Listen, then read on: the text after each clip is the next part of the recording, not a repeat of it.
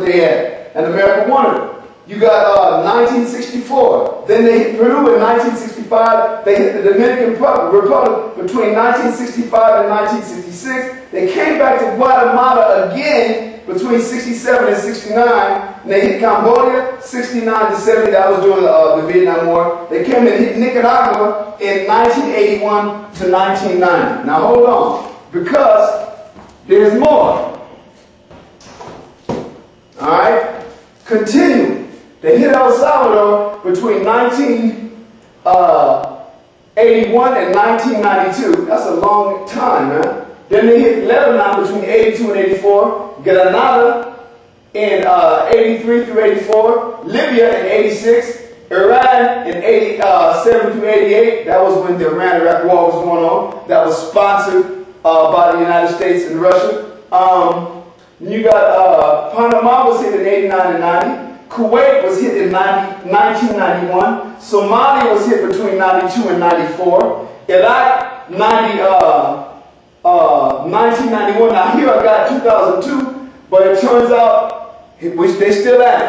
Remember, they went and invaded again in 2003. This was talking about Iraq. When I put 1991 to 2002, that was the first Gulf War and the subsequent enforcing of the no flying over the 33rd parallel.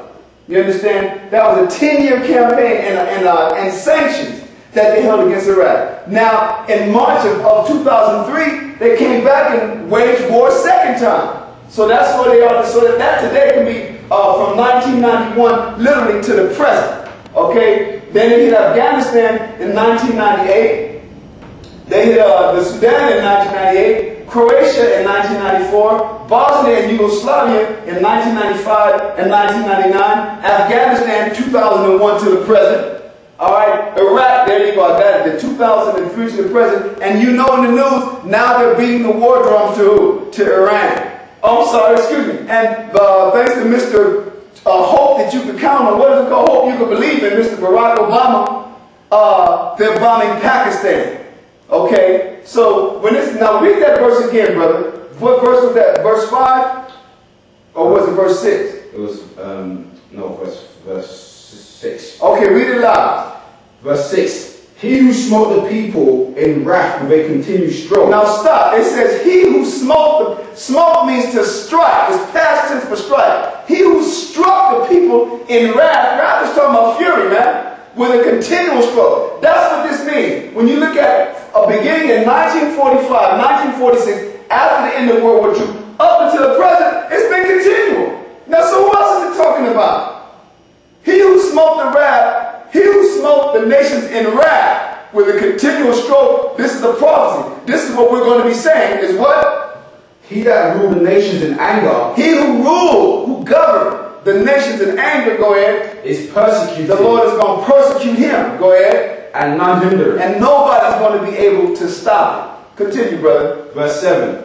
The whole earth is at rest and is quiet. Now, that has to be a prophecy, because it ain't talking about now. Say the whole earth is at rest and is quiet. Go ahead. That's what we're going to get to the verse that describes this, and then once we get there, I'll tell you, the camera person, you can go in and pan on each one of the photos, but I'll tell you when. Go ahead. Verse 8. Yea, the fir trees rejoice at thee. Go ahead. And the cedars of Lebanon, saying, since thou art laid down. This is expressing how that even nature has been under assault by the Edomites. Go ahead. No fellow is come up against us. Continue. Hell from beneath is moved for thee to meet thee at thy coming. Now stop right there. When it says hell from beneath thee, read that again. Verse 9 again. Because we're talking about the term heaven and this dynamic that's taking place on earth in the world of men. But this verse said there's another dynamic taking place at the same time. Hell from beneath this kingdom. Hell from beneath this power structure. Hell from beneath this oppressor, as he called it in verse 5, is removed to what?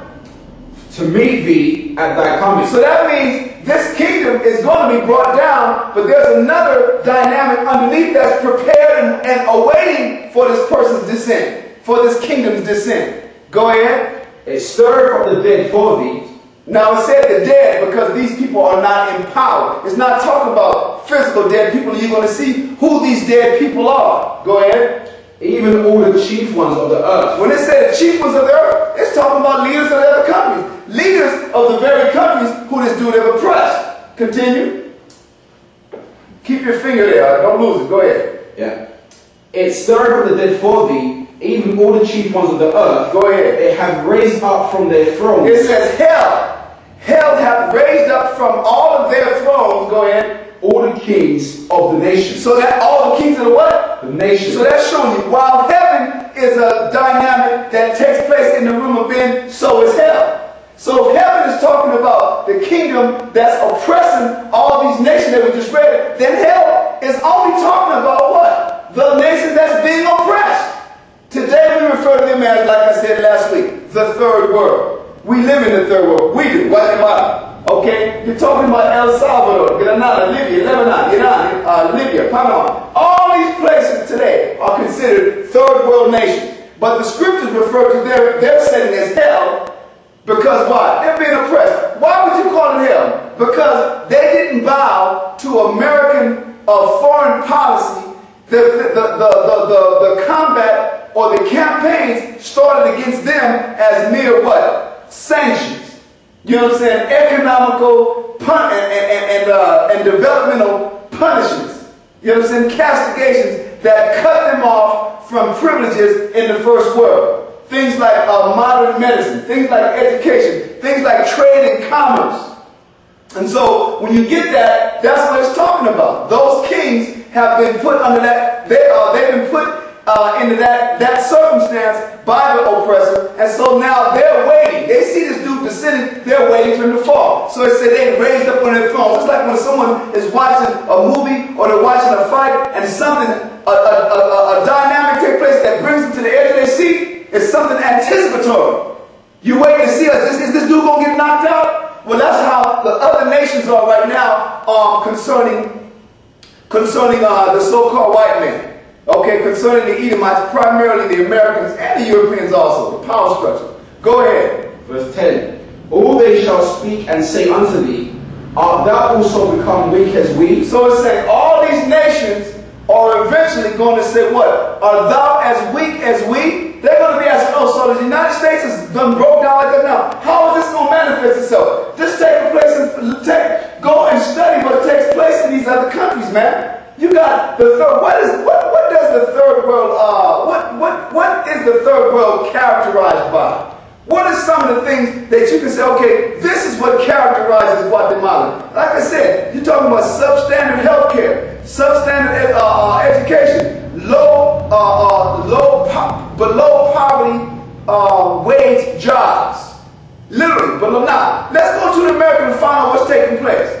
How all of the manufacturers, America's manufacturers have been stripped and been outsourced. They've taken America was once you used to see things made in the USA. So they've taken America's industry and they've shipped it overseas. So you have people in the United States now that were once making $25 an hour, $60 an hour, working at GM, working at automobile plants, working at all the great industry plants. They're now what? Working at Walmart.